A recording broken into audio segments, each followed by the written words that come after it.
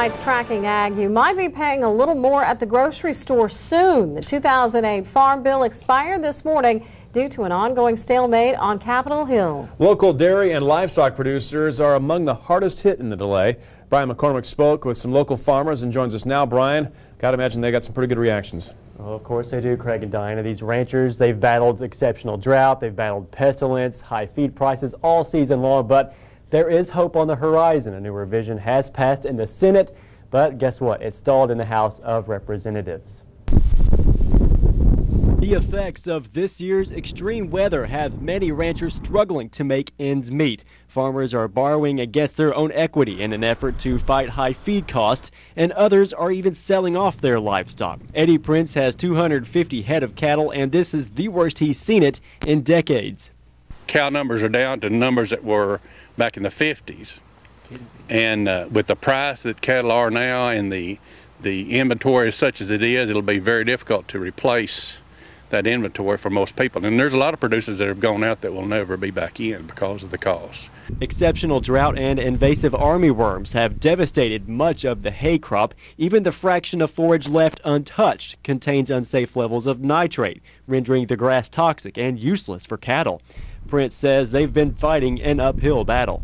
This year you had lots of people that not only sold their calves during the summertime early, but they also sold their cow herds because of the lack of pasture for them and lack of feed. Local ranchers were clinging to the hope of a disaster relief program to help cover the losses, but that assistance money may not be coming at all. The bill ran into opposition in the Senate. This could create a rippling effect in the grocery store, especially in the dairy and meat coolers. Congressional Representative Rick Crawford says speculation will drive up costs at the supermarket.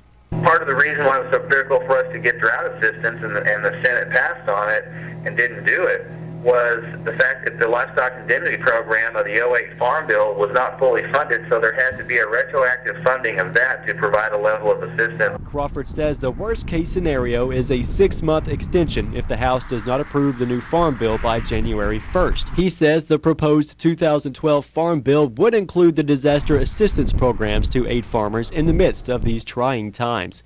It's important that we pass that bill, and that would help address the rising food prices and also production costs and other things that farmers are facing that ultimately consumers pick up the tab for. But Prince says the damage is done and it's due to a changing industry. He says we're paying for more than just the price of the animal. It's the inputs, such as the fuel, fertilizer, and feed.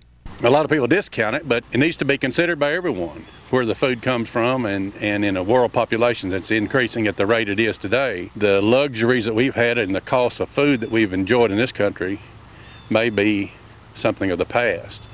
And Representative Rick Crawford encourages ranchers and farmers alike to contact their local extension office for more information on upcoming drought assistance. Brian McCormick, Region 8 News.